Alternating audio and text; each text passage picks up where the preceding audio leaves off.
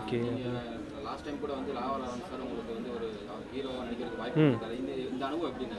அதாவது எதிர்பார்ப்புக்கு மேலே ஒரு விஷயம்னா அது லாரன்ஸ் அண்ணா பண்ணது தான். ஸோ சில பேருக்கு நான் வந்து கடைசி வரையும் நன்றியோடு இருக்கணும், உண்மையாக இருக்கணும்னு நினைப்பேன். அதில் முக்கியமாக லாரன்ஸ் அண்ணனுக்கு நான் இருக்கணும்னு நினைக்கிறேன். கண்டிப்பாக இருப்பேன். ஏன்னா அவர் இருக்கிற இடத்துக்கும் அவங்க இருக்கிற உயரத்துக்கும் ஸோ இப்படி பண்ணணும்னு நினச்சதே பெரிய விஷயம். So first of all I love you Lawrence அண்ணா. தேங்க்யூ லாரன்ஸ் அண்ணா.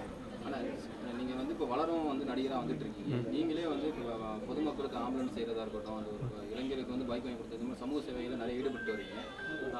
மிகப்பெரிய நடிகராக இருக்கக்கூடிய யாருமே இந்த மாதிரி ஒரு முன்னோட்டத்தை பார்க்காம இருக்காங்களே, இல்லை அவங்கள பற்றி சொல்கிற அளவுக்கு எனக்கு தகுதி இல்லை. ஆனால் என் கூட இருக்க அவர் கூட நான் இருக்க ஒரு மிகப்பெரிய நடிகர் தான் லாரன்ஸ் அண்ணன். ஸோ அவர் பயங்கரமாக நிறைய விஷயங்கள் பண்ணிட்டு இருக்காங்க. ஸோ அவங்களோட நான் சேர்ந்து இப்போ நிறைய விஷயங்கள் பண்ணுறேன். ஸோ அப்படிலாம் இல்லை இருந்துட்டேன். நம்ம யாரை பற்றி இல்லை, நம்ம வந்து நம்ம வேலையை ஒழுங்காக பார்த்தாலே போதும். யாரை பற்றி சொல்கிற அளவுக்கு எனக்கு தகுதி இல்லை, அறிவு இல்லை.